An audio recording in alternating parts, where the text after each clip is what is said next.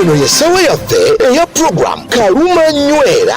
Tutunuulira amawulire okwetooloola ensi yonna ne tunoonya Kaluma Nywera wa waavudde. Okay, butereevu omulungi aliko Impact FM radio Lwasa Mayinja nkwaniriza wasibyota ssebo wasibyota nnyabona tuli ffenna budi program Kaluma Nywera nga bulijjo omulangira Kalimage gange. Program eno etwogera munaffe nsonga ezigenda maaso kwanzibera nsi yonna ne tuva atawo tugenda maaso ntoka Kaluma Nywera waava era mu bintu munange bitutunulira ennyo nnyini ddala era nga bulijjo nsooka nenkuwa ku mawulire ag'enkizo agabadde mu bitundu ebyenjawulo ne tuva atawo tugenda tulaba Kaluma Nywera waava mu nsonga eno nga twogera kuba Firisuuti wamu n'Abayudaaya. Kaakati nno tutandikireko wano ku Semazinga Africa mu ggwanga erimanyiddwa nga erya Kenya. Ekiri mu Kenya muganda wange, Kenya ebadde n'enteekateeka ez'okusindika abasirikale okubasindika mu ggwanga erimanyiddwa nga Haiti ng'ekitundutundu kyabo okuba nti bakuuma emirembe. Kakati enteekateeka ezo zonna zebekana ate zongezeddwayo oluvannyuma lwa Prime Minister ow'eggwanga eryo okusala omunango okuba nti akekana obanga ebyuma biwaayo n'alekulira. Bwatyo munange batugambye okusinza ku Minister avunaanyizibwa ku nsonga z'amawanga Agebu n'ayira on a Principal Secretary amanyiddwa nga Abraham Kolili Singei yagamba namuli nti nno Haiti kitegeeza nti nno yeba yeetaaga gavumenti okuvaayo okuba nti ekkiriza kye bayita mission eno okiriza bannakenya okuba nti bagendayo okuuma emirembe. Naga nti akaseera kano we tutuuse twetaaga agenda tukkiriza yaani okuba tuyingira mu ggwanga lino era okudeployingayo abapoliisi kuba tukimanyi nti nno eggwanga olibanga lyetongola nga Haiti liina obuvunaanyizibwa bonna bonna n'obuyinza okukkiriza obuggano omuntu okuba nga bayingirawo. Jjukira omwaka ogwedde mwezi gwali gwa 10 Kenya yakkiriza okusindika abasirikale abapoliisi 100 lulambirira okuba nti bakuliramu that is bakulemberamu omukago gw'amawanga agamagatte UN backed mission ogezaako okuba nti bagenda mu Haiti okweŋŋanga bibaga munnange abayeekera bayita abatujju bayite gangs babijambiya mukwata bijambiya abakola effujjo ne bamukwata mundu mu ggwanga ne Haiti. Akati kooti mu ggwanga lino erya Kenya yereva negamba nno kino ekintu kye bagala okuba nti bakola ng'eggwanga erya Kenya tekyali mu ssemateeka yakyogerako wano mu January mwaka guno gwennyini. Ne President wa Kenya amanyiddwa nga William Ruto naga nti enteekateeka zijja genda maaso lituddeeyo kuba tulina okuba tutaasa obulamu. Akati Haiti mu bantu beerina munaffe obukadde 11,400 abasinga obungi twogere obudde buno bali bali mu kutya okwenjawulo kubanga obumenyi bw'amateeka buyitirivu nnyo.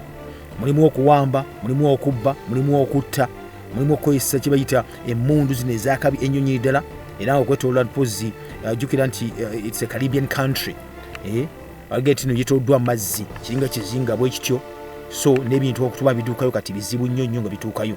Era okusinza munaffe ku statistics ebibalo biraga nti bano munnange betuyita bano abayaga mu ggwanga erya Haiti bafuga ebitundu nga 4 ku 10 eby'ekibuga eky'eggwanga lino era nga okuva oli musiwege okuba nti munnange ng'ayuza Haiti mu 2010 munnange bantu baddamu kuba nti badda engulu so obutabanguko obumenyi bw'amateeka badde bweyongera mu mbeera bwetyo. Kati President Ruto w'eggwanga erya Kenya yabadde yavuddeyo n'alangirira nga March atandika omwezi gwe tulimu nga gutandika wali yavayo n'agamba nti yasayininze endagaano ne Prime Minister wa Haiti amanyiddwa nga Ariel Henry. Ariel Henry ono yasayininze endagaano yali ng'akyaddeko mu ggwanga erya Kenya nga bali mu kibuga Nairobi okulaba nti nno bateesa kikigera maaso nsonga lwaki baludde okuba nti batwala amagye gano w'abasirikale mu ggwanga erya Haiti. Kati Henry ng'ali eyo mu Kenya weekend ewedde kigamba bamukwata mundu bano baalumba amakomera agasinga obunene mu ggwanga lino erya Haiti ne bagamenya era ne batolosa abasibe abasuka mu 10,000 era nga bo bagamba bayogerera waggulu bagamba ke kaseera Prime Minister ono amanyiddwa nga Henry eriyo abeere ng'alekulira. Munnange embeera ngegenda bwetyo kyawaliza ne gavumenti yennyini okuteekawo kye bayita akaseera kaakatyabaga okumala ennaku 3 state of emergency nerekawo ne kafyu nga tokkiza okutambula kiro mu ggwanga erya Haiti. Olunaku lwadde lwakubiri munnange wiiki eno yennyini Prime Minister ono gwenyogerako amanyiddwa nga Ariel Henry munnange n'alangirira mu butongole nga bw'ataddewo avudde ku ntebe ino n'agamba nti nno tewali tabbu n'ekyo n'agamba nti agenda kuva ku bukulembeze buno singa bataddewo nate akakiiko akagenda kwatwala Entebbe mu maaso Presidential Council ak'ekiseera ono jjukira yafuuka nate omukulembeze gw'eggwanga ery'amaidwanga eri Haiti si omulonde oluvannyuma lw'okutemulwa kwa pulezidenti wa Haiti gwe bayitanga Juvenal Moise mu 2021 era ono munnaffe atuuliriza yali y'omu ku abo nga yennyini avuddeyo naga nti bali beetaaga munaku kuba bayambibwako okumwafuna amagye n'abapoliisi okuva mu mawanga amalala kati twogere olunaku lwaleero bw'abanga akkiriza okuteeka wansi okuva mu ntebe kitegeeza nti endagaano eyasayiningibwa wakati we ne pulezidenti wa Kenya William Ruto eba tekyakola makulu olw'ensonga eyo abasirikale baali bagendeeyo bakenya ali bagendeeyo kuba balwana ekyeka munange ekyo kikoze eki kyakuba kibasaze busazi mu mbeera bwetyo gwe munange nate atuuliriza kale nkujjayo nate mu kaseera kano kennyini kankudusika mu ggwanga erimu eddwanga erya South Korea egamba ki muganda wange wulira minisita avunanyizibwa ku byokwerinda Sempijja Weeri mu South Korea yani bamuyita Shin Won-sik avuddeyo n'agamba nti nno walina okubaawo obwangu ddala obw'okutta omukulembeze wa North Korea Kim Jong-un omutawani wa Kim Jong-il omuzukulu wa Kim Il-sung mbu si yekka waba n'abafuzi bonna abali waggulu nnyo bifo ebyowaggulu mu ggwanga erya North Korea singa waddemu oba baliko kibayita olutalo ku kibayita Korean Peninsula siini munnange awadde ekiragiro olunaku wadde lwaggulu oyadde munnange ng'agamba amagye aga South Korea gano gebayita Army Special Warfare Command oyaga nno beeteeketeeka obudde bonna bonna okulaba nti nno batta abakulembeze bonna aba North Korea yagambye ebigambo byo biti I quote if Kim Jong-un starts a war as a key unit of Korea massive punishment and retaliation you must become the world's strongest special operations unit to swiftly eliminate the enemy leadership segede mbusinga Kim Jong-un atandika olutalo amagye ga Korea gano galina okuteekawo nate ekibonerezo gafuuke agakabi mu nsi yonna nga ejje eryakabinyo erisoose okumalawo empola obukulembeze bonna bonna obw'omulabe omusajja bwati we yagedde yadde alambula abasirikale eri mu ggwanga erya South Korea akati South Korea erina ejje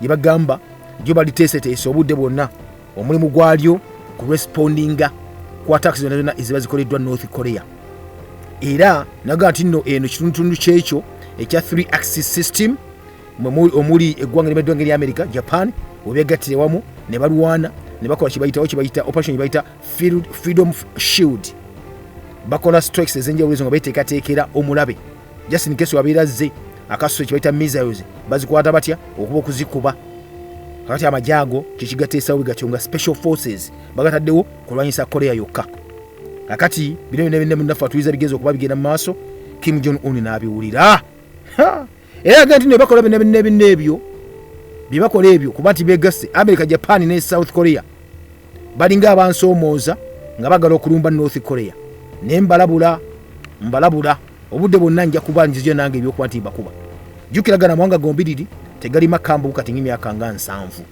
oluvannyuma luli myaka gya 5 mu 3 olutalo lwagenda mu maaso olwaliwo wakati wa North Korea ne South Korea olwagibuluzaamu awo ne basayini ne bateeka endagaano ne bakaanya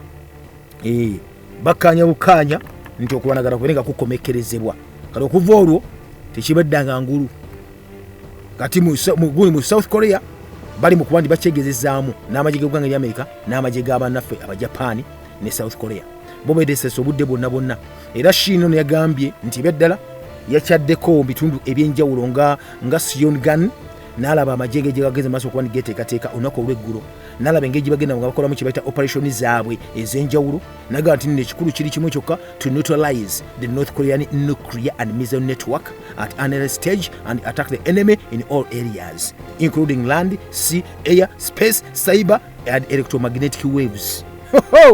Yagamba nnyo kye balina okuba na kiri kimu kyokka kukakkanya na kunafuya kye bayita North Korea amaanyi gaayo aga missiles zonna n'ebikwanisibwa ne bagamba ebyobutwa ebyobulabe mu kiseera nga obudde tebunakuba nti buyitawo mangu ddala nnyo nga balumba omulabe mu bifo byonna ku ttaka ku mazzi mu bbanga ne mu bwengula ku internet saako ne mu mayengo ag'ebyempuliziganya naga nti budde buno tweteeseteese muganda wange okuba tubajjawo nisoga kiri kimu kyokka kujjawo musajja kumuttira ddala wamu ne banne baafuga nabo abali mu kibata top leadership.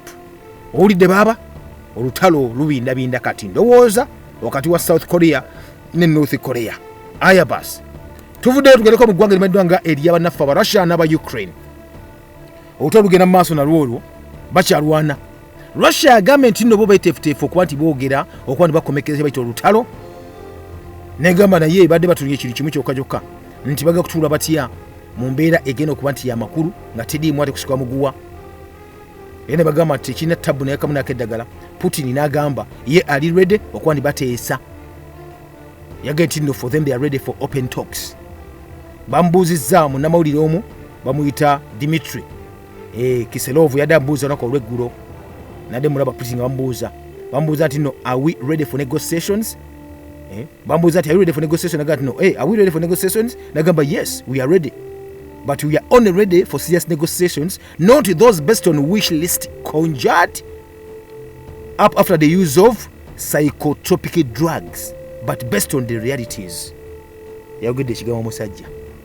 Putin yagambye bambuuzizza nti mwetereese okuba nti mwogera n'okuteesa wakati w'eggwanga erya Russia n'eggwanga erya Ukraine. Naga kituufu tweteeseteese naye tweteeseteese okuteesa n'enteeseganya ez'ekintu kikulu, wabula senteeseganya ezo eziyimidde ku biki byetumira ku kapapula ke muwandiise oba n'okujja mu kisenge mutigwa okuba tuteeseza mumaze okuteeka ku mutwe gwammwe ebiragalagala ebibakuulako waya n'ebibajjako nga bye mwagala okuba tutuukako jesi byakweyagaliza bweyagaliza. Yagala tekijja kuba kya buswavu nnyo okutandika okuba nti tunegotiatinga kati tuteesa kati kubanga nkimanyi Ukraine tekyalina byakulwanyisa bigiweddeko. Naga nti n'abadde bagiwagira nga Amerika tebalina kuba bajongera ssente kuba nti egula ebyokulwanyisa. So kyekuba tekirina makulu kuteesa kati kubanga oba oteesa kati n'omunafu ennyo. Naga naye however tulibedde okuba nti oba n'agamba nti waga kuteesa ebyaddala ffe weetuli okumala nate okulwanagana kuno nga tuyita mu kibayita emirembe. Naye balina okutegeera ekintu kimu kyokka nditandika okuteesa tewajja ate kubaawo kibayita pause. Kubanga munaagamba nti ate muteesa ne mupoozingamu siba mujja mulindako kitegeeza nti nno omulabe nga Ukraine agenda kuddeera okuba nti yeeteesa ate addemu okuba nti munnange atereeza ebyokulwanyisa bye atandika okuba nti alumba. Tujja kikola ekyo ng'eggwanga erya Russia. Munnange eri president wa Ukraine amayiddwa nga Petro Poroshenko wamu ne chancellor wa Germany amayiddwa nga Angela Merkel no bavuddeyo bennyini bagamba nti ebyaddala endagaano Putin byagula bika bituufu nti omuga nti musiiseemuko mu kuteesa waliwo abeera mu kupanga ebyokulwanyisa ne bwe ekyokulabirako nti endagaano gye basayininga mu kibuga Minsk amayiddwa nga Minsk agreement esooka n'eyokubiri eya 2014 nti bakkiriza Ukraine okuba nti yeetereeza mu kwetereeza ne baleka okuba nti ate balumba ne bafuna ebyokulwanyisa ne balumba ekyavaamu olutalo lwatandika ate olwaviirako ne Crimea okuba nti munnange yakuba akalulu negatta ku ggwanga erimanyiddwa nga erya Russia. Akati nno owulidde ensonga bwetyo munnaffe. So Putin era agerako ko munnamawulire Omumerika amayiddwa nga Tucker Carlson omwezi ogwaggwa yagamba nti nno Russia obudde bwonna ebadde yunateefuteefu okuba nti yayogera n'eggwanga erya Ukraine. Naye nagambye nalina okubeerawo President Zelensky owa Ukraine alina okuba ng'asooka n'ajja mu mutwe gwe byayogera byonna byonna bye yalayira ebyo mbutaliteesa naggwanga lya Russia nga Putin yafuga. Yogasata abijjeewo tajja kuba kuteesa konna. Jjukira bano bateesako mu 2022 mu March era enjuyi zonna ne zikkiriza okuba nti bakola ki baladde balina okuba bagoberera. Naye babali mu kuteesa bagala okusayininga ne wajja ate omusajja yali munanga akuddemu okuteesa kuno nga negotiator amayiddwa nga yali Prime Minister wa UK Boris Johnson n'agamba Ukraine agikuba akama nti no why let's just continue fighting tugende maaso n'okulwana teri kuteesa nti era olwo endago gye bagala okusayininga Zelensky n'afuna amaanyi n'obuvumu n'agamba tugenda kulwana paka omugi asembayo mu mbeera bwetyo. Tugenze mu ggwanga erya Israeli kiri kitya muganda wange ekiriyo wulira bagamba nti abantu abasinga obungi ennyo bonna ababundabunda abavudde mu lwana lwa Gaza ne bakkirya mu maserengete n'omulwaza tena bagenda kuba nti babeera baga bafunira ekifuna te mu Palestine mwennyini awo ekijja okuba kibayamba bakuumira awo nga Israeli eteekateeka nga olulumba sinzigo olusembayo okuba nti ejjawo oba essimu yo ddala kibayita Hamas.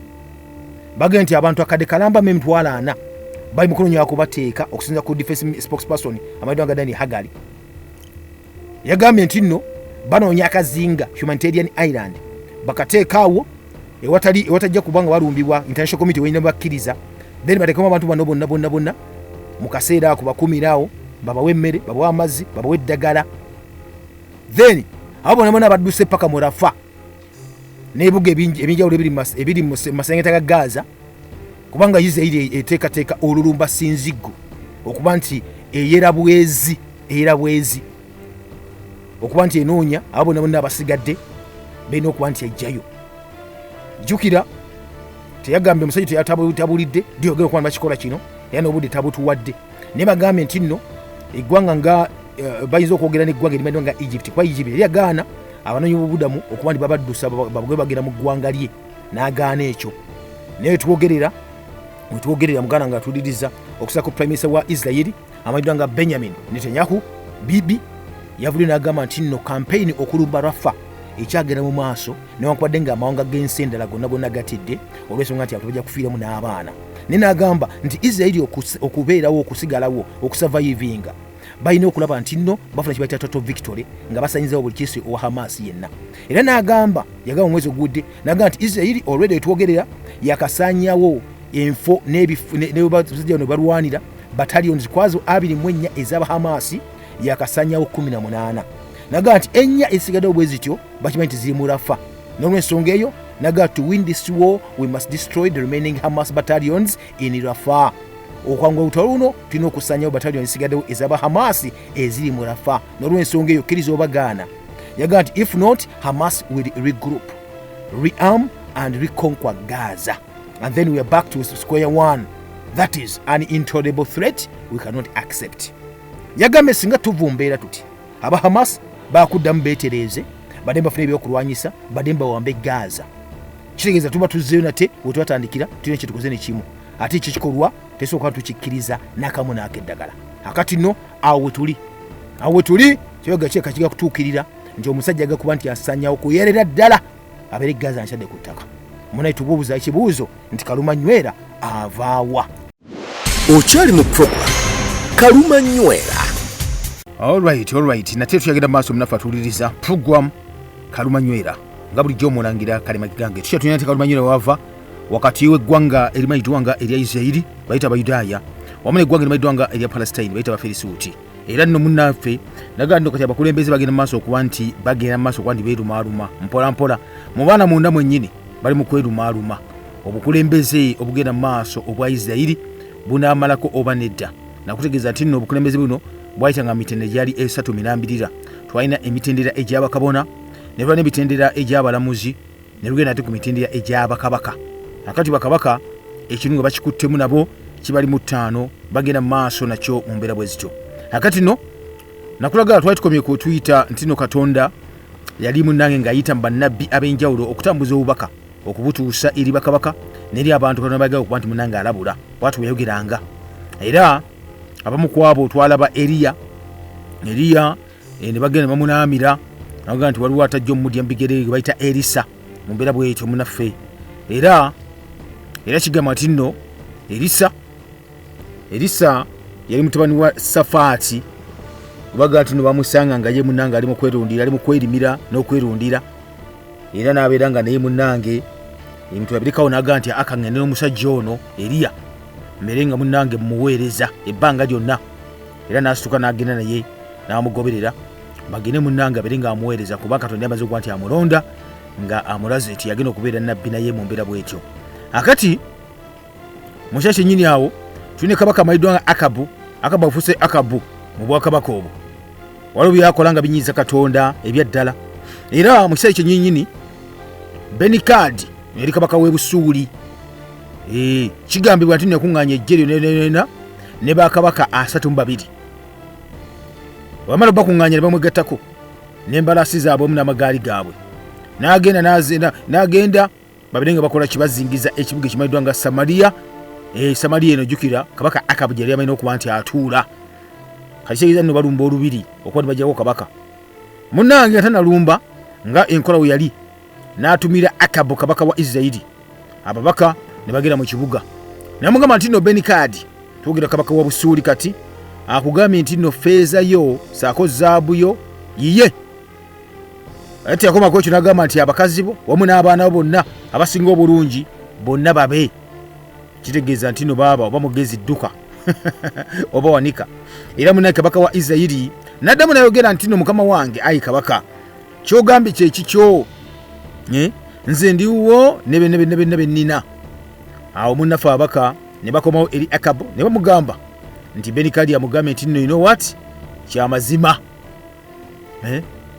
nakutumira nenkugamba nti nno feeza yo wamu ne zaabu yo wamu n'abakazi bo wamu n'abaana bo bonna bange kale nno olunaku olw'enkya mu kiseera nga kino nja kukutumira abaddu bange bafefete olubiri oluwo olw'olusulamu wamu n'ennyumba z'abaddu bonna buli ekinaabasanyusa kyonna bajja kukitwala oli obujoozi obwo okujja okulumba ennyumba obwakabaka n'obunyaga buli kimu bwekityo nga bo bali kuki abalwanyi balina bali kuki munnange kabaka Akabu olwawulira ebigambo ebyo n'ayita abakadde bonna ab'ensi mu Isirayiri n'abagamba nti nno bannange ebyaddala mutegere kaakano nti nno omusajja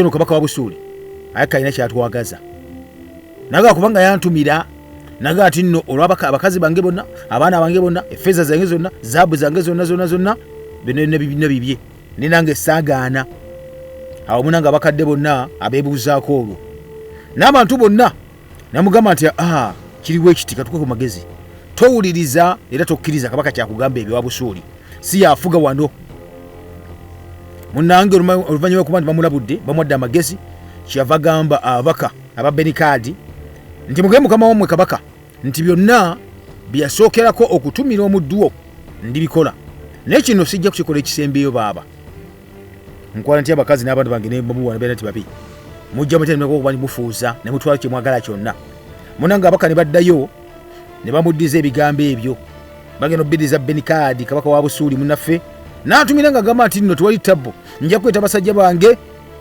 bazikirize Samaliya nti bakifuula enfuufu nga mazima gennyini naye obutasa kubanga oyoolako bwotosa kuyoolako munange luba tulamba baza okuba nti bakisaanyaawo era naga nti nno ekyo amazima gennyini bwe siri kituukiriza bakatonda babondereze n'obukambwe era awo kabaka owa Isirayiri n'addamu n'amugamba nti nno baaba eyeesiba ebyokulwanyisa bye aleme ate okunyumiriza mwoyo ng'oyo munnaffe abyesumulula ekitegeeza bwe kuba kulwana ndirwedde awo munange olwatuuka Ben-HADAD bwe yawulira ekigambo ekyo ye ne bakabaka munnaffe ab'omugattako bonna bwe bali mu kunywa munange mwenge bali mu weema bali mu kunywa baga nti obudde bonna bayiteekateeka kuba nti balumba Samaliya mu kaseera kennyini ako nga kabaka Ben-HADAD n'alagira abaddu be naga nno kale musimbe ennyiriri era ne basimba ennyiriri naga kaseera katuuse okulwana n'ekibuga ekibondaga Samaliya mu kaseera ako munnaffe atuliza nabbi n'agenda eri Akabu kabaka wa Isirayiri namugamba nti nno bw'atyo bw'ayogera Mukama Katonda olaba ejje lino eddene erijja eryo namugamba njali kuli kugabula mu mukono gwo olunaku olwaleero olyoka omanye nga nze Mukama. Akabu n'abuuza nti ddala bani abanaaliyumba nabbi n'amugamba nti nno teweeraliikirira abavubuka wamu n'abamasaza. Kabaka n'abuuza era abuuza nabbi nti ali anasooka okulumba mu lutalo luno. Nabbi n'amuddamu nti nno teweebalama gwe kennyini gw'ogenda okusooka okulumba. Awo n'ayita abavubuka n'abamasaza 232 n'oluvannyuma kyakoma ku ekyo n'ayita ab'eggye lya Isirayiri lyonna ne boyera ddala 7 kalambirira. Mune abayita ne beepangapanga ne balumba mu ttuntu nga Ben-HADAD wamu ne bakabaka bali 32 bakyali mu kunywa bakyali mu kulya. Munnange bali bazirika omuyambako mu lutalo bali mu lusiisira banywa batamiira. Kali kabaka soka sindikeko abavubuka abakessi ati abavubuka bano n'abamasaza ne basooka munaye ne balumba. Ben-HADAD n'atuma abakessi ne bamubulira nti omanye ekiriwo waliwo abasajja bavudde eri mu Samaliya.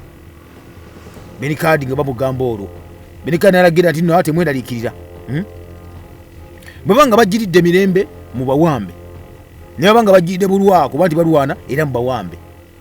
Abavubuka n'abamasaza bonna ne bafuluma mu kibuga nejje ne libagoberera mpola mpola. Buli omu mu kkubo batuka mu kkubo eyo n'akwata omusuuli gwe yali yalwanyisa n'abeera ng'amutta. Era abasuuli munnaffe atuliza babattamu abantu bayitirivu nnyo batyo ne bagwambala ne badduka. Abayisirayiri ne babawondera. BEN-HADAD kabaka wa Busuuli wayaba nga munaye kifuusa ate munnange kye baawalula batta abantu be abasirike bazze okukwatira nabo bakabaka babamuwerekeddeko munaye n'adduka emisinde ku mbalaasi enaawona wamu n'ab'omu jeeri eddala ne beebagala embalaasi nabo ne badduka ne bagwambala. Kabaka wa Isirayiri n'agenda ne yeetaba mu lutalo naye n'awamba embalaasi wamu n'amagaali n'atta abasuuli bali bayitirivu nnyo nnyini ddala. Awo mu kaseera ako nabbi n'asembera kabaka wa Isirayiri n'amugamba nti genda weeyweze weetegereze olabe by'onookola kubanga ku ntandikwa y'omwaka ogujja akkiriza obagaana ono kabaka w'e Busuuli ono ajja kuddamu okukubanga ate akulumba. So genda weetereze naye agenze kwetereza kaddusa ako. Munnange awo mu kaseera ako bamaze okudduka kabaka wa Busuuli adduse era abaddu be ngamba kabaka wa Busuuli n'amugamba nti nno Katonda wa Isirayiri Katonda wa ku nsozi naye olw'ensonga eyo kyebava batusinga amaanyi naye mu kaseera kano twagala tulwanirire mu lusenyi era tunalwanira mu lusenyi awo tebajja kutuwangula. Namugaa nti era kola bwoti kyolina okukola kikino gyeyo bakabaka buli omu mu kifo kye mu bifo byabwe osseemu abaduumizi era webalirira ejje eryo nga ggwe eryenkanakana ng'ejje liri wafiirwa n'embalaasi okudda mu kifo ky'embalaasi zimu naffe ezagenda wamu n'amagaali okudda mu kifo kyego ag'amagaali ge baatwala. Akati nabaganda n'ekirala tutegedde ennamba y'abategere okuba tulwana nabo tujja kulwana nabo nga tulwanira mu lusenyi era ebyaddala tukutegeeza kabaka wa Busuuli ffe tuli bawangula. Munne mu kaseera ako kabaka wa Busuuli kye yakola BEN-HADAD nawe eddoboozi lyabwe n'akola bw'atyo era omwaka we bwali gutandika BEN-HADAD n'akuŋŋaanya ejje ly'Abasuuli bonna n'agenda mu Afiki okulwanyisa Isirayiri nate. Era nga bamugamba bayogera kubanga ekyalagulwa ejje ly'Abayisirayiri munaffe atuliriza olwawulira nti n'enjogano litaasa okuba nti munnange ejja abasajja balumba ne lukuŋŋaanyizibwa era ne wabyebwa munnange entanda yaabwe y'emmere ne bagenda okulwanyisa Abasuuli. Awo munnaffe ne basiisira okwolekera Abasuuli nga bafaanananga munnange ebisibo ebitontono byalinga bibiri eby'embuzi ne b'Abasuuli nga batalaaze wonna baliwo nawali bayitirivu nnyo. Munnange awo omusajja wa Katonda n'agenda eri kabaka wa Isirayiri n'amugamba nti bw'atyo bw'ayogera Mukama Katonda olw'okubanga Abasuuli boogedde nti Mukama Katonda wa ku nsozi so si wa mu biwonvu kyenava ngabula omukono gwo ejje lyonna eddene mulyoke mumanye nga nze Mukama Katonda. Bannyuma mateo batyo balooza ni wakulu lusozi lwokka aya basi kati munange otolubere nga lugenda mu maaso. Munnange awo ejje ly'Abayisirayiri wamu n'Abasuuli ne basiisira ne boolekaganya munnange okulwana okumala ennaku zaali 7 era olwatuuka ku nnaku munnange olw'omusanvu luti ne balumbagana Abayisirayiri ne basooka bagenda mu maaso ne batta abalwanyi Abasuuli abatambuzanga ebigere batandikirako ne babatta bagenda okubala abalamu bwe bati nga basse emitwalo 10 mirambirira egy'Abasuuli ku nnaku lumu bwe luti. Abaawonawo kye bakola ne badduka emisinde ne boolekera ekibuga ekimeddanga Afeki era eyo bagenda okutuuka yeeyo ne bekweka mu kisenge bati baba bekwese mu kisenge ne kibagwira ne kittako emitwalo 27 mirambirira badduka bagwambala emmundu egezze. Munne kabaka wa Busuuli amayiddwa nga BEN-HADAD neraba munnange biriwe bityo n'adduka ne n'agenda mu kibuga Afeki ne yeekukuma eyo mu kisenge ky'omunda bano bali bweru yali munda. Munnange abaddu be ne bamugamba nti no waayi tuwulidde nga bakabaka ab'ennyumba ya Isirayiri eno baakisa tukwegayidde munne tukkirize tukkirize twesibe kutiya mu kiwato oba mu biwato byaffe twesibe n'emiguwa ku mitwe gyaffe munaye tugende nga tunakuwadde tufulume eri kabaka wa Isirayiri oba oli awo munnange anaawonya obulamu bwo kubanga engoma yo erabika eyitiridde tujja kusobola kukuba busajja buno bwa Isirayiri. Munnange awo mu kaseera ako ne beesiba ekkutiya baazisiba mu biwato bulungi nnyo era ne beetikkira munnange n'emiguwa ku mitwe gyabwe ne bagenda eri kabaka wa Isirayiri ne bagenda eri kabaka naye mugamba nti nno omuddu wa BEN-HADAD agamba nti nno nkwegayiridde ndekera obulamu bwange Akabu kabaka wa Isirayiri n'abuuza nti akyali mulamu muganda wange. Abasajja abo munnaffe bali bafuba kubanga munnange betegereze kyanayogera. Era Akabu yabuuza nti nno munnaffe oyagamba nti oyo muganda wange, amangu ago ne bakyesibako. Namugamba nno weewaawo ayi kabaka, BEN-HADAD muganda wo butereevu nnyo bw'atyo yagambye. Akabu n'agamba nti nno kale mugende mumuleete timufaayo kuba muganda wange. Awo BEN-HADAD kabaka wa Busuuli n'avaayo gye yali munnange yeekukumye n'ajja gy'ali eri kabaka Akabu. Akabu n'amulinyisa mu kigaali kye. Awo BEN-HADAD n'amugamba nti nno mukama wange, ebibuga byonna kitange bye yajja ku kitaawo nze nja kubikuddiza, era bw'oba oyagalidde oneezimbira obutale ku nguudo za Damasiko zonna nga kitange bwe yeerimira mu Samaliya. Bino byonna omusajja abyogera agamba nga baliwo endagaano emusonyiwa aleme kuba nti attibwa, kubanga bamaze okuba nti munnange bamuzingako. Era Akabu kabaka kigamba nti nno munnange kyeyakola n'akola endagaano nono BEN-HADAD era n'alagaana naye endagaano n'amutta n'amugamba nti nno genda nkutadde, teyamutta. Mune mu kaseera ako ng'atadde kabaka Akabu atadde kabaka BEN-HADAD owa Busuuli n'amugamba nti genda tukoze endagaano. Omusajja omu ow'okubaana baba-nnabbi n'agamba munne olw'ekigambo kya Mukama nti nno nyamba nfumita nkwegayidde, nfumita ekiso nkwegayiridde. Naye omusajja n'agaana okumufumita. Awo n'amugamba nti nno kubanga towulidde eddoboozi ya Mukama, laba bw'onoogaana bw'oti bw'onooba nga kyojja ove wano bapa onveeko empologoma eneekutta. Era munanga omusajja wattu bwe yali nga kyajja amuveeko bapa empologoma nemusanga wamu neemutta. Kyekati nno ddala bano baana baali baana bannabbi. Awo munnaffe omusajja ono n'asanga omusajja omulala n'ayogera naye n'amugamba nti nno nkwegayidde nfumita. Omusajja n'amufumita n'amuteekako ebiwundu. Awo nabbi ne yeebikka munnaffe, neebikka dadizi mu maaso ge, neesibako ebigoye mu maaso ge, ne yeebuzaabuza n'agenda n'alindira kabaka ku kkubo. Kabaka bwe yali ng'ayitawo, nabbi n'amukowoola n'amugamba nti nze omuweerezaawo era nze gw'olaba wano bwe nali mu lutalo mu ddwaniro, omutabaazi omu n'ava eri kyeyakola n'andeetera omusajja, era n'aŋŋamba nti nno kuuma omusajja ono bw'alibomba obulamu bwe bw'olisasula mu bubwe, oba kale bw'alibomba nga osasula obulamu bwe ku bubwo oliriwa talanta namba eya feeza.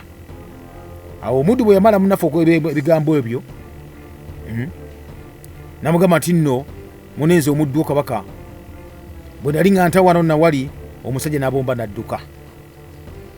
Kati kabaka n'amugamba nti kabaka wa Isirayiri gwe twogerako n'amugamba nti nno omusango gwe kennyini gwe gwesalidde, gwe nga alayira bw'otyo aye kati obisazizzaamu gwesalidde omusango, kiyinza olina okukola ekibonerezo kibakola ki kye baakugamba.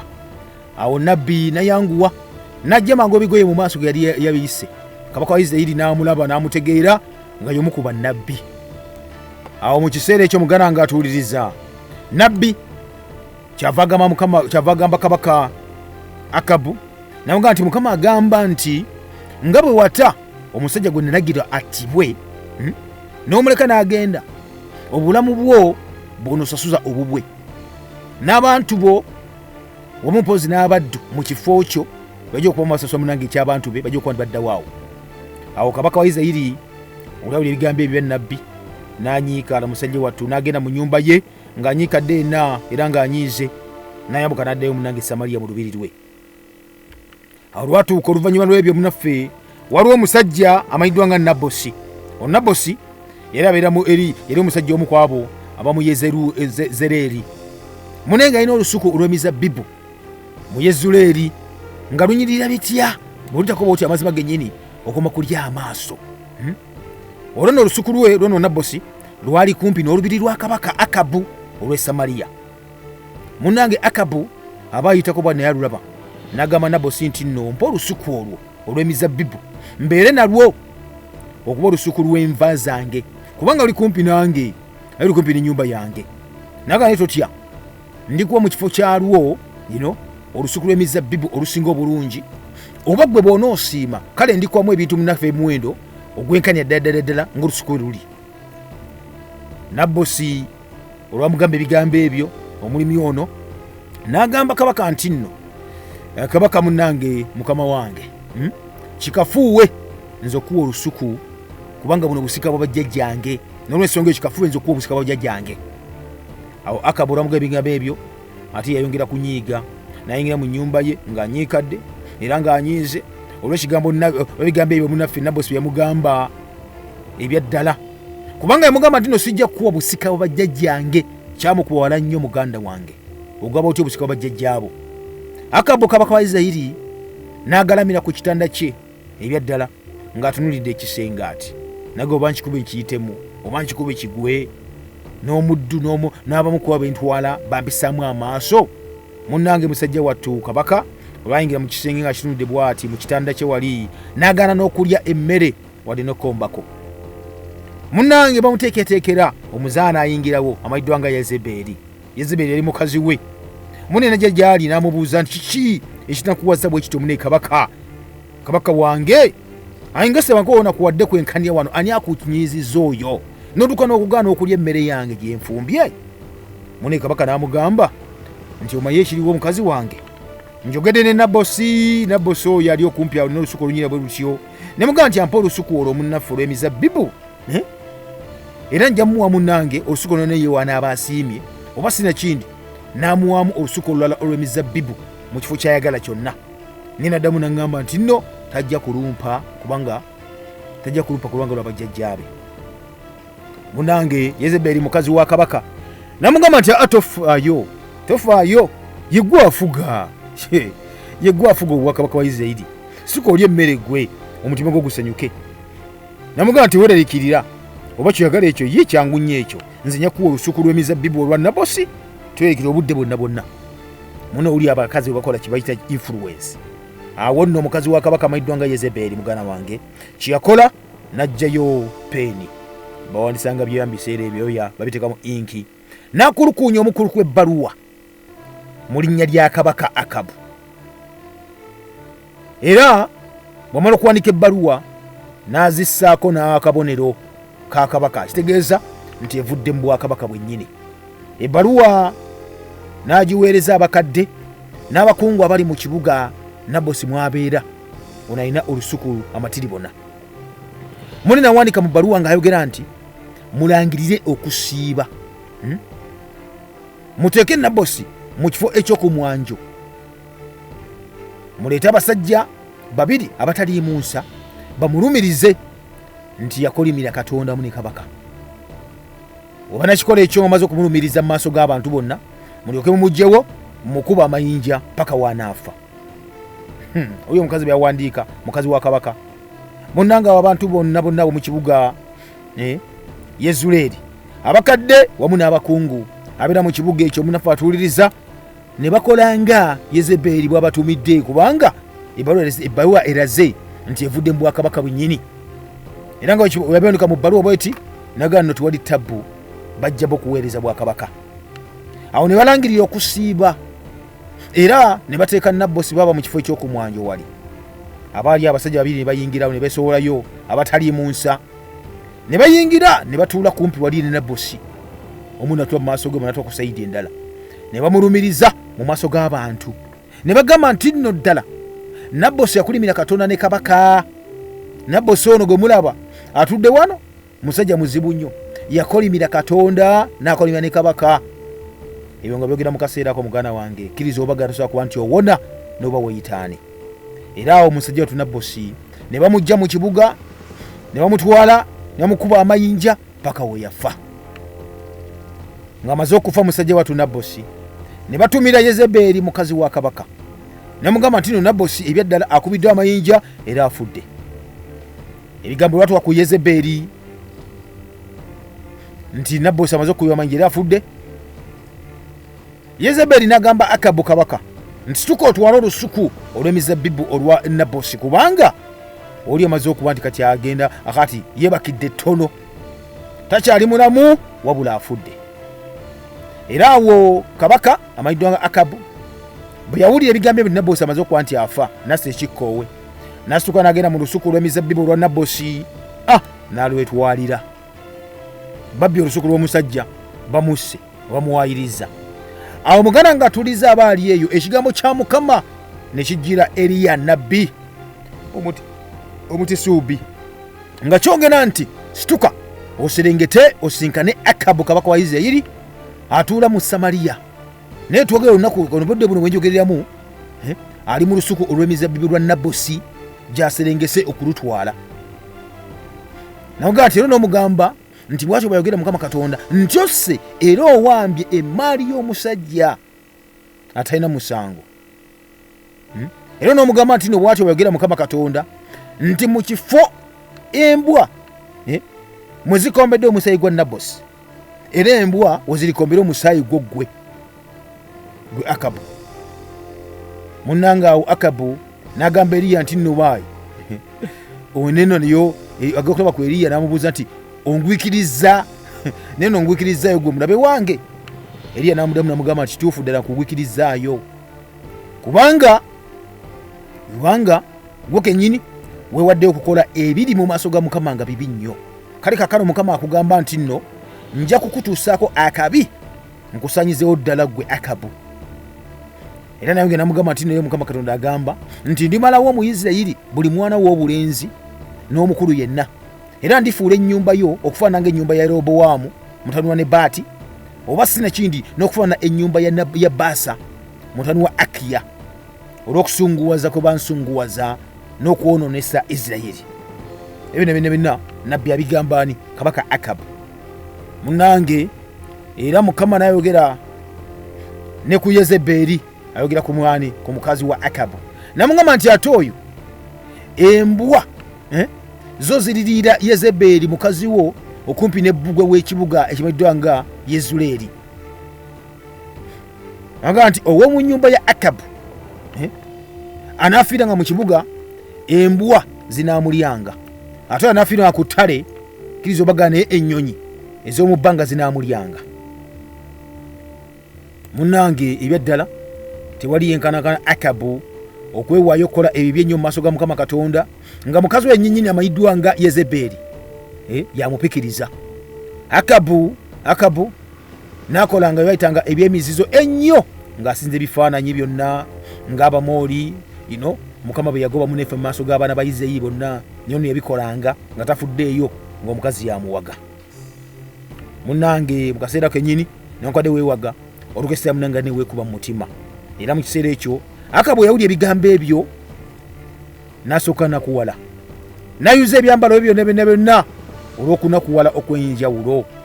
Era ne yeesiba ekkutiya ku mubiri gwe gwonna, n'atalya mmere, n'asula mu kkutiya munnaffe, n'atambula mpolampola nga anakuwadde n'agenda.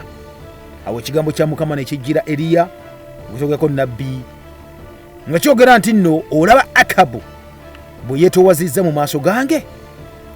Kale Katonda namugamba nti nno Katonda ejjuka yakwatibwanga ekisa abaana ba Isirayiri bano. Namugamba nti kubanga yeetoowaza mu maaso gange, kale sireeta kabi konna ku mirembe gye gino, naye ku mirembe gya mutabani we kkiriza obagaana bwe ndyetera akabi awo ne ku nnyumba ye yonna. Katonda abigamba ani? Nabbi, ate ng'abituusa mu mbeera bw'etyo gwe munaffe nate atuwuliriza. Akati nno nga Katonda amaze okuba nti asonyiwa, alabye ekisa natakwatibwa ekisa olw'ennyumba ya Isirayiri. Baamala emyaka 3 nga tewali lutalo luna lumu wakati wa Busuuli wamu ne Isirayiri, nga bali mu mirembe, naye nga tebanakuba nti beesonyiwa. Era olwatuuka munaffe atuuza mwaka ogwokusatu, Yekosafaati oneri kabaka wa Yuda, jjuka Yuda nayo be bana abeeyuzaamu mu Isirayiri, entuba ne Isirayiri entuba ne Yuda. Isirayiri nabeera nga bafuga bo, Akabu nga afuga ebika ebya Isirayiri 12, ate nga eri mu Yuda bafuga ebika 2 byokka, ekya Yuda n'ekya Benjamin gye bali eri mu kibuga ekimanyiddwa nga Yerusaalemi. Kati kabaka waayo mu biseera ebyo bamuyitanga Yekosafaati. Akati n'esitula n'agendako eri kabaka wa Isirayiri amulambuleko banyumyemuko bawoyemuko bakabaka sayini kali bali betebaziku bali nga olide beyawula dda naye nga olimu afugira wuwe. Munange awo kabaka wa Isirayiri n'agamba baddu be nti mumanyi nga Lamosugeriyadi kyaffe, lwaki tusirise ne tutakijja mu mukono gwa kabaka wa Busuuli? Omwoyo gw'okuba nagulinnye baaba.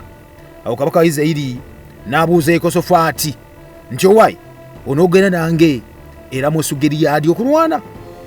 Yekosafaati n'amuddamu n'amugamba nti nno nze naawe ffe bamu, abantu bange be bamu n'ababo, n'embalasi zange nayo ze zimu n'ezizo, ffenna tuli baana ba Isirayiri. Ate lwaki sikuyambako munange tugenda tukuba omuntu? Munange awo Yekosafaati n'agamba kabaka wa Isirayiri nti kyenina okukola kiri kimu kyokka nkwagayiridde, sooka weebuuze ku Mukama olye kyagamba. Era awo kabaka wa Isirayiri kye yakola, Akabu n'akuŋŋaanya bannabbi abasajja 400 birambirira, n'ababuuza nti nno ntabaale era Musugeriyaadi oba ddala njira nkireka mbiveeko? Munnange bannabbi bonna 400 ne baddamu n'amugamba nti agenda, kubanga Mukama Katonda aligabula, alikugabula gwe mukono gwa kabaka nobeera nga gwe owangudde. Naye Yekosafaati n'ayogera nti nno tewali wano nnabbi nalina wa Mukama, tumubuuze. Ayekengedde bano ebina, n'amugamba tewali nabbi wa Mukama, tumubuuze ddala ddala. Kabaka wa Isirayiri Akabu kye yakola, n'addamu Yekosafaati kabaka wa Yuda n'amugamba nti waliwo omusajja omu gwe tuyinza munange okubuuzaako oba okubuulizaamu Mukama. Omusajja bamuyita Mikaaya mutani wa Imura. Naye n'amugamba nti nno omusajja oyo namukyawa nabyo namukyawa olw'ensonga tandagulako birungi wabula bibi byokka byokka byandagulako. Yekosafaati n'agamba kabaka n'agamba nti toyogera bw'otyo, toyogera bw'otyo, muyite abeere ng'ayogera, maybe ayogera ekibi kiba kijja kutuukako kyennyini bawanga nabbi mutuufu. Awo kabaka wa Isirayiri n'ayita omumbowa n'amugamba nti yanguwa ogende okime Mikaaya mutani wa Imura omuleete wano, kabaka amwetaaga. Era kabaka wa Isirayiri ne Yekosafaati munnaffe kabaka wa Yuda ne batuula buli omu mu ntebe ye wali mu byambalo ebyakabi ebyobwakabaka mu mbuga wali ku mulyango ogwa wankaaki w'e Samaliya. Bannabbi bonna munnaffe atuuze ne basooka balagulira mu maaso gaabwe wali ebigambo ebyo nga balinda ani? Balinda Mikaaya. Awo mu kiseera ekyo Zedekiya mutani wa Kenaana ne yeekolera amayembe ag'ebyuma n'agamba nti nno bw'atyo bw'ayogera Mukama Katonda nti olitomera Abasuuli bonna ng'okozesa amayembe gano okutuusa lw'olibamalawo. Munnange ne bannabbi bonna ne balagula bwe batyo nga boogera nti genda ggwe kabaka tukulemeremu tugende era Musugeriyaadi olaba omukisa gwa Mukama Katonda bw'aligenda mu maaso n'agabula abalabe mu mukono gwo. Munnange awo omubaka eyagenda okuyita Mikaaya ne n'akomawo n'agamba Mikaaya esooka n'amugamba nti no bannabbi abala bonna ebigambo byeboogedde ku kabaka birungi, balaze nti kabaka agenda kuwangula ng'agenze mu lutalo. N'amugamba nti nkwegayiridde naawe ekigambo ky'onoyogera kibe ng'ebyabwe, oyogere birungi byereere. Naye omubaka gwe batumye abbirako Mikaaya. Awo Mikaaya muganda nga tuiza n'atuuka nayogera n'agamba nti no Mukama nga bw'ali omulamu, Mukama kyanaŋŋamba ebyaddala kyenja okwogera si byange wabula ojjako ya Mukama Katonda. Awo bwe yatuuka eri kabaka, kabaka n'amubuuza nti Mikaaya, nti wampa ssebo, tutabaale era Musugeriyaadi nanti kitulindeko? Munnange n'amuddamu n'amugamba nti no yambuka olabe omukisa, era Mukama alikigabula mu mukono gwa kabaka. Awo kabaka n'amugamba nti nno nakulayiza emirundi emeka obutambulira kirala kyonna wabula amazima mu linnya lya Mukama. Kati nno era ayagala yakomaawo obukomi aleme kwongerako kigambo na kimu n'ekirala. Era n'ayogera n'amugamba nti nno naye ndabye Isirayiri yenna ng'asaasaanidde ku nsozi ng'endiga ezitalina musumba. Mukama n'ayogera nti abo tebalina mukama waabwe, baddeyo buli omu mu nnyumba ye, baddeyo mirembe. Awo kabaka wa Isirayiri n'agamba Yekosafaati nti saakugambye, saagambye nti omusajja simumatira simwagalira ddala, saagambye nti tandagulangako birungi byokka nze wabula alagula ebibi byokka. Munnange Mikaaya amaze okulagula eri kabaka ebirungi nemu n'ebibi, era Mikaaya neeyongera okugamba nti nno kale wulira ekigambo kya Mukama. Ndabye Mukama ng'atudde ku ntebe ye ey'obwakabaka, ng'eggye lyonna ery'omu ggulu liyimidde ku ludda lwe olwa ddyo n'olwa kkono. Mukama n'abuuza nti ani oyo anaasendasenda Akabu agende era Musugeriyaadi attibwe? Omu n'ayogera kino, omulala n'ayogera kiri. awo ne bafulumamu omuzimu ne guyimira mu maaso ga Mukama ne gwogera nti nze namusendasenda, nti Mukama n'agugamba nti ogenda mumusendasenda otya. Bino nno Mikaya ali mu bigamba kabaka, bali mu maaso awo bawudde bakabaka bombi byabawulira. Mukama n'abuuza nti ogenda mumusendasenda otya. Omuzimu ne gwogera ne gamba nti nno nafuluma nembeera omuzimu ogw'obulimba mu kamwa k'abannabbi baani ba Akamu bonna. Nayogera nti igwe onoomusendasenda n'okusobola era ojja kusobola, fuluma okole bw'otyo. Kale nno laba Mukama atadde omuzimu ogw'obulimba mu kamwa k'abannabbi bonna ababo, era Mukama akwogeddeko kyakabi. Mikaya abigamba ani? Kabaka Akamu. Bamulimbye baddeko omuzimu ogwaki ogw'obulimba, bonna bannabbi be bali 400. Awo mu kaseera kennyini ako Zedekiya mutani wa Kenaana n'asembera n'akuba Mikaya oluyi, tonziriranga.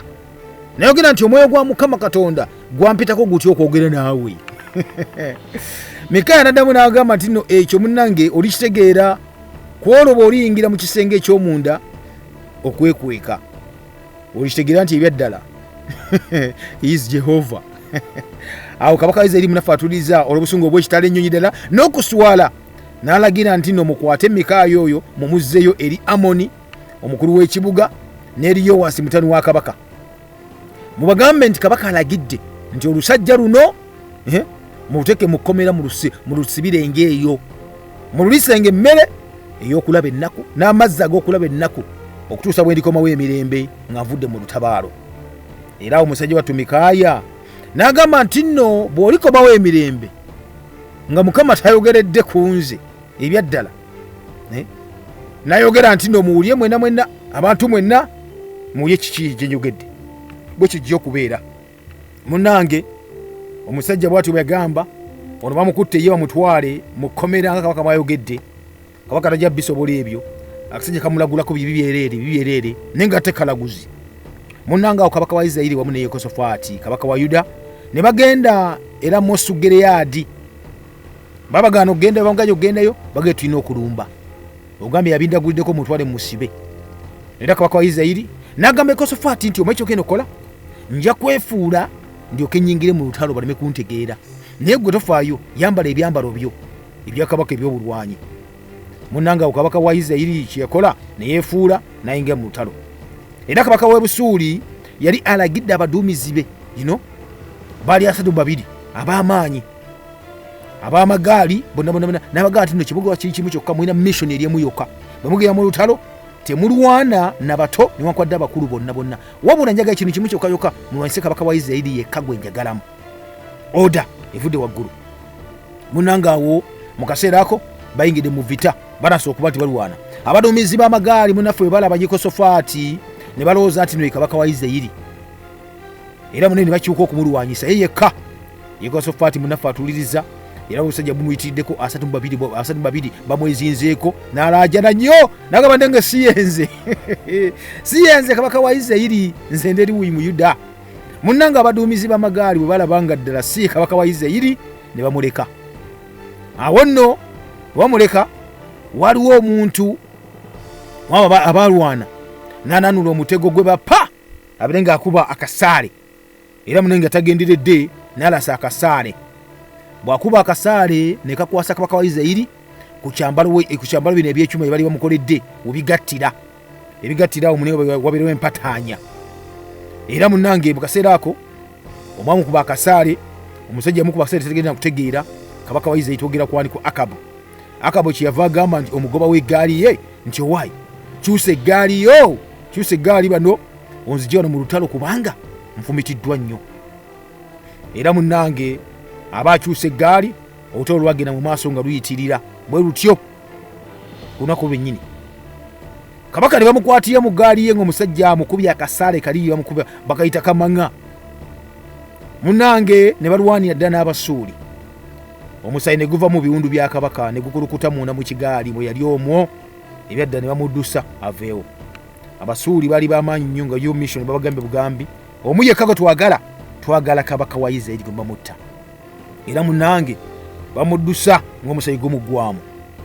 Enjuba nga netera okugwa ne kirangirirwa mu ggye lyonna erya Isirayiri nti bannange mukimanyi kiriwo nti buli omu adde mu kitundu kyewaabwe ne mu kibuga kyewaabwe.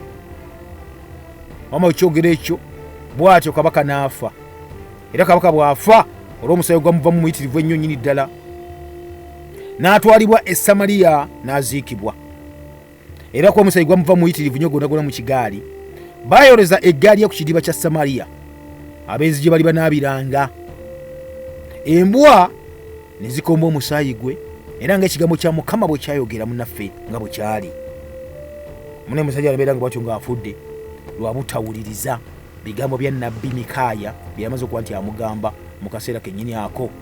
Era nno olwamala okuba nti munnange ye akirya ezira kumwa, ekyaddirira Akabu akwatibwa aziikibwa wamu ne bajjajjaabwe eri mu Samaliya. Munnange Akaziya mutabani we naga nti atoba twaleka kuba nti tuli mu kibayita lwavaako no yaddako naye ekintu nakikwatamuko.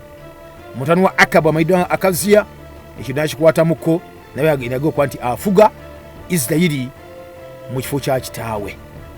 Muganda ng'atuliriza olubatandika.